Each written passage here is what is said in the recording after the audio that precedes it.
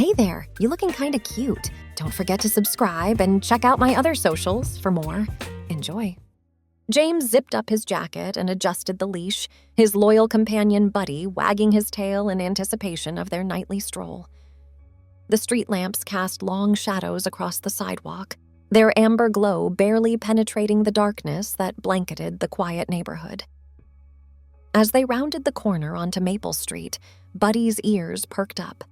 A faint sound echoed in the distance, the rapid patter of footsteps growing louder with each passing second. James squinted, trying to make out the source of the commotion. Suddenly, a figure burst into view, sprinting down the sidewalk with desperate urgency. It was a young woman, her long hair streaming behind her as she ran. Close on her heels were two men, their faces contorted with malicious intent. "Help!" the woman cried out, her voice ragged and breathless. "Please, somebody help me!" Without hesitation, James sprang into action. He tightened his grip on Buddy's leash and positioned himself between the woman and her pursuers. "Stop right there!" he shouted, his deep voice carrying authority despite the tremor of fear that ran through him. Buddy growled menacingly, hackles raised as he sensed the tension in the air. The two men skidded to a halt, clearly caught off guard by the unexpected obstacle. They exchanged glances, weighing their options. "This ain't none of your business, pal," the taller of the two snarled, taking a threatening step forward. "Just walk away and forget what you saw." James stood his ground, heart pounding in his chest. "I don't think so. The lady clearly doesn't want your company. I suggest you turn around and leave. Now." The woman had ducked behind James, her breath coming in ragged gasps. He could feel her trembling, and it only strengthened his resolve. Buddy's growl deepened, and he lunged forward, straining against the leash. The shorter man took a startled step back, eyeing the dog warily. "Come on, man," he muttered to his companion. "It ain't worth it. Let's bounce." For a tense moment, it seemed the taller man might argue, but after a final glare at James, he spat on the ground and turned away. "You got lucky this time," he called over his shoulder as the pair retreated into the shadows. James waited until they were out of sight before turning to the woman. She was huddled against a nearby fence, arms wrapped tightly around herself. "Are you all right?" he asked gently, keeping his distance so as not to frighten her further. She nodded, though her whole body was shaking. "Thank you," she whispered. "I don't know what would have happened if you hadn't come along. Do you live nearby? Is there someone I can call for you?" The woman shook her head, her eyes darting nervously around the darkened street. I don't have anywhere to go. Those men, they followed me from the bus station. I just arrived in town and—" Her voice trailed off, and James felt a pang of sympathy. He knew he should be cautious. After all, he didn't know this woman or her story. But something in her vulnerable demeanor tugged at his heart. "Look," he said, running a hand through his hair. "I know this is going to sound crazy, but if you need a place to stay for the night, I have a spare room. No strings attached, just a safe place to rest until morning." The woman's eyes widened in surprise. "You'd do that for a stranger?" James shrugged. "I'd hope someone would do the same for me if I were in your shoes. Plus, you've got Buddy's seal of approval, and he's an excellent judge of character." As if on cue, Buddy trotted over and gently nuzzled the woman's hand. A small smile tugged at her lips as she scratched behind his ears. "I'm James, by the way," he added, extending his hand. She hesitated for just a moment before taking it. "Alice," she replied, "and thank you. I promise I'll be gone first thing in the morning." The walk back to James's house was quiet, both lost in their own thoughts. As they approached the front door, Alice suddenly froze. "Wait," she said, her voice barely above a whisper. "Before we go in, there's something you should know about me. I'm transgender. If that changes things, I understand." James blinked, taken aback not by the revelation itself, but by the raw vulnerability in Alice's eyes. He could see the fear there, the expectation of rejection that she'd clearly faced too many times before. "Alice," he said softly. "That doesn't change a thing. You're safe here, I promise." The relief that washed over her face was palpable. As James unlocked the door and ushered them inside, he felt a strange mix of emotions swirling in his chest. Part of him wanted to share his own secret, to let Alice know she wasn't alone in feeling different. But the words stuck in his throat, held back by years of hiding and shame. "The spare room is just down the hall," he said instead, flicking on lights as they moved through the house. "Bathroom's right next door. Make yourself at home, and let me know if you need anything." Alice nodded gratefully, but as she turned to go, her gaze caught on something in the living room. James followed her line of sight and felt his stomach drop. There, draped carelessly over the back of an armchair, was a shimmering blue dress. He'd been so caught up in the events of the evening that he'd forgotten to put away the evidence of his own private indulgence. James felt his face flush hot with embarrassment, scrambling for an explanation. That's not, he stammered, unable to meet Alice's eyes. But when he finally looked up, he saw no judgment in her expression. Instead, there was a glimmer of understanding, maybe even a hint of amusement. "It's a beautiful dress," she said simply. "The color would really bring out your eyes." And just like that, the tension that had been building in James's chest released in a burst of surprised laughter. "You know," he said, shaking his head ruefully, "I think this might be the start of a very interesting friendship." As the night wore on, James and Alice found themselves seated on opposite ends of the couch, mugs of hot tea warming their hands. The initial awkwardness had faded, replaced by a sense of camaraderie, born from shared secrets and mutual understanding. "So," Alice ventured, a playful glint in her eye, "how long have you been a crossdresser?" James chuckled, still marveling at how easy it felt to discuss something he'd kept hidden for so long. "Since college, I guess. It started as a dare at a costume party, but I don't know. There was something about it that just felt right, you know?" Alice nodded, her expression thoughtful. "I do know. It's like finally seeing yourself clearly for the first time." "Exactly," James agreed. "But I never had the courage to go out in public. Hell, you're the first person I've ever told." "Well, I'm honored," Alice said with a smile. "And for what it's worth, I think you should go for it. Life's too short to hide who you are." James considered her words, feeling a mixture of excitement and trepidation at the idea. "Maybe someday," he mused. "What about you? How long have you known you were transgender?" Alice's gaze grew distant, lost in memories. "I think I always knew, on some level, but I didn't have the words for it until I was in my teens. Coming out to my family was, well, let's just say it didn't go well.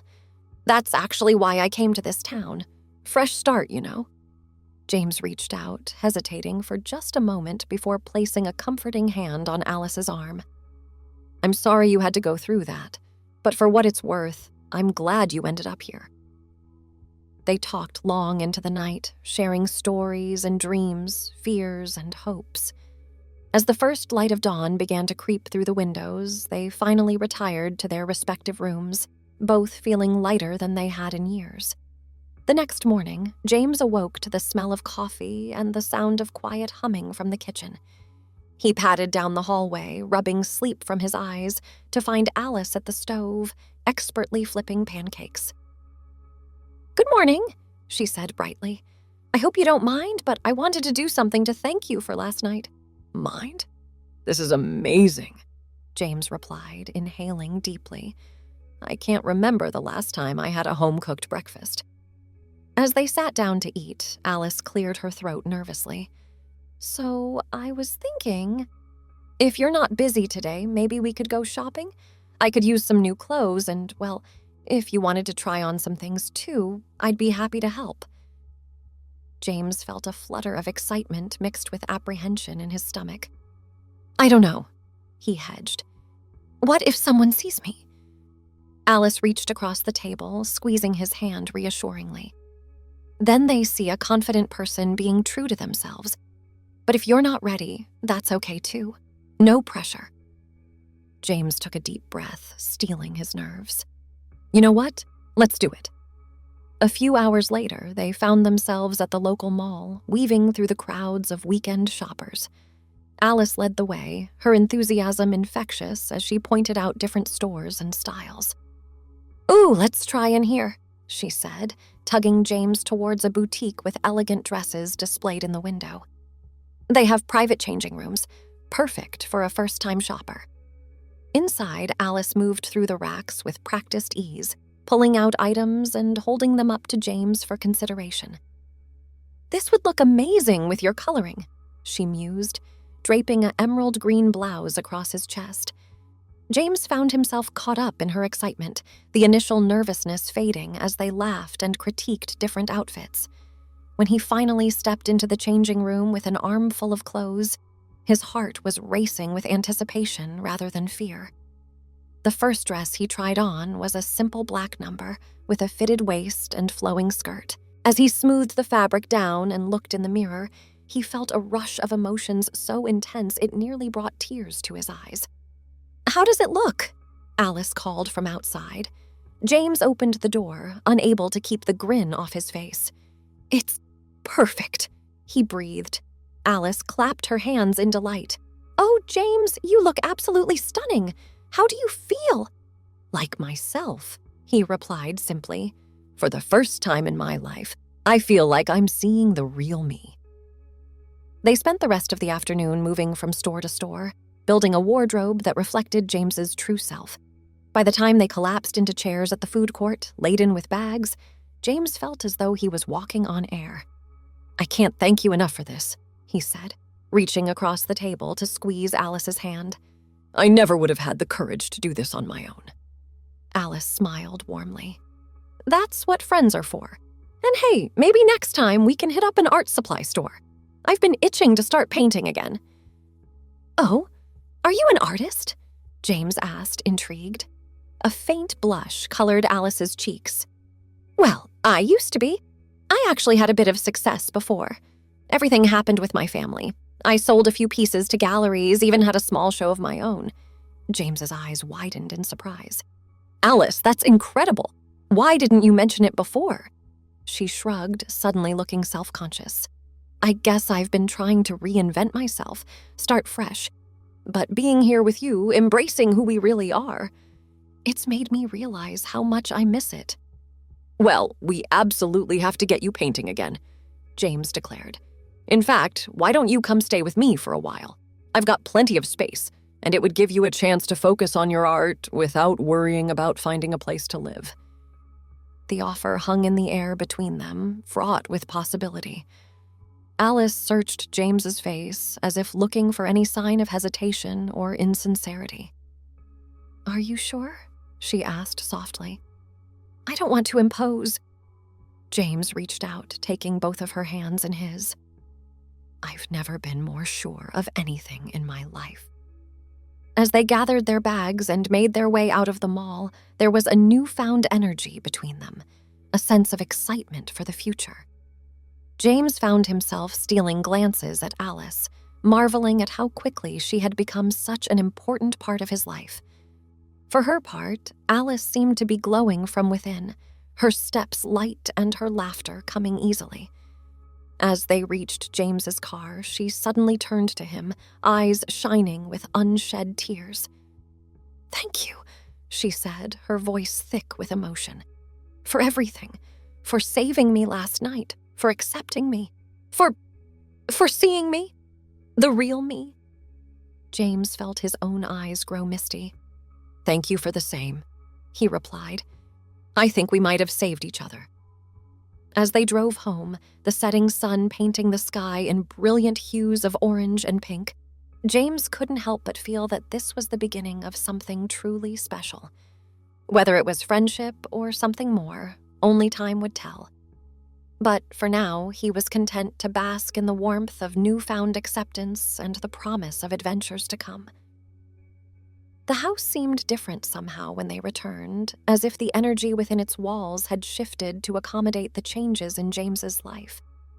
As they unpacked their purchases, carefully hanging new dresses and blouses in the closet, there was a sense of rightness, of pieces falling into place. I was thinking, Alice said as she smoothed out a wrinkle in a silk scarf. Maybe we could have a little fashion show tonight. Really break in our new looks. James felt a flutter of excitement in his stomach. I'd love that, but do you think we could invite someone over? There's a neighbor of mine, Mrs. Rossy. She's been like a grandmother to me since I moved in, always checking in, bringing over casseroles. I think I'd like her to be the first to see the real me. Alice's face lit up with a warm smile. James, that's wonderful. Of course we can invite her. In fact, why don't we make a whole evening of it? I could cook dinner, we could have some wine. As they planned out the evening, James marveled at how natural it all felt. Just days ago, the thought of revealing his secret to anyone would have filled him with paralyzing fear. But now, with Alice by his side, he felt invincible. A few hours later, the doorbell rang. James took a deep breath, smoothing down the front of his new dress, a deep blue number that brought out the flecks of gold in his eyes. Alice gave his hand a reassuring squeeze before retreating to the kitchen to check on dinner. James, dear, I brought over some of my famous apple pie for dessert, Mrs. Rossy's cheerful voice called out as he opened the door. The elderly woman's eyes widened as she took in his appearance, her mouth forming a small O of surprise. For a moment, James felt his old insecurities rising up. But then Mrs. Rossy's face softened into a warm smile. Well now, she said, reaching out to pat his cheek affectionately. Don't you look lovely, dear? That color is absolutely stunning on you. James felt tears pricking at the corners of his eyes as he ushered her inside. Thank you, Mrs. Rossy. I've wanted to tell you for so long, but I was afraid. Nonsense, she interrupted, waving away his concerns. You're like a grandson to me, James. Nothing could ever change that. Now, are you going to introduce me to the lovely young lady I saw peeking out from the kitchen? The evening passed in a whirlwind of laughter, good food, and heartfelt conversations. Mrs. Rossy regaled them with stories from her youth, including a few surprising tales of her own adventures in gender-bending fashion during the swinging 60s. As the night wore on and Mrs. Rossy prepared to leave, she pulled James into a tight hug. I'm so proud of you, she whispered, for being true to yourself and for finding someone who sees you for who you really are. James glanced over at Alice, who was clearing the dinner dishes with a contented smile on her face. I'm pretty lucky, aren't I? He murmured. After seeing Mrs. Rossy out, James returned to find Alice standing in the living room, a thoughtful expression on her face. What's on your mind? He asked, coming to stand beside her. Alice turned to him, her eyes shimmering with emotion. I was just thinking about how much has changed in such a short time. A week ago, I was alone and scared, running from my past, and now, James prompted gently. Now I feel like I've found a home, she finished softly. Not just a place to stay, but a place where I belong. James felt his heart swell with affection. Without thinking, he reached out, cupping Alice's face in his hands. For a moment, they stood there, lost in each other's eyes. Then, slowly, James leaned in, pressing his lips to hers in a tender kiss. When they finally pulled apart, both were breathless, cheeks flushed with excitement and a touch of shyness. I'm sorry, James began. I hope that wasn't too forward. Alice silenced him with another quick kiss. It was perfect, she assured him. In fact, I was hoping you'd do that. As they stood there, wrapped in each other's arms, James marveled at the twists and turns that had led them to this moment. What had started as a chance encounter on a dark street had blossomed into something beautiful and unexpected. Thanks for watching. Don't forget to check out my other socials if you want more wonderful content, early access, behind the scenes, and more. All links down below.